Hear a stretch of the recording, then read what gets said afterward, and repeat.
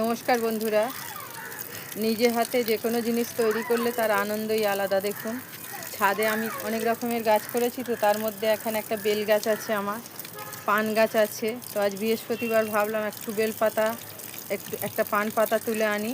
তো ছাদে চলে এসেছি, তো এসে বেলপাতা পান পাতা তুললাম, সঙ্গে একটু কাঁচা পাকা লঙ্কা তুললাম। এখানে দেখুন বেগুন হয়ে আছে, তো রান্নার জন্য কিছু সবজি নিয়ে যাই। তো কিছু সবজি তুলে নিলাম বেগুন এখান থেকে একটু বেগুন তুলে নিলাম।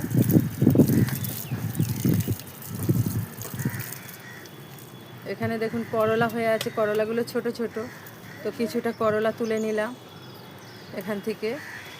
কিছু শিম তুলে নিলাম, দু চারটে শিম হয়ে আছে ছোট ছোট, তো শিম গাছটা থেকে শিম কটা তুলে নিলাম। তো আজকের মোট এই সবজি ছিল।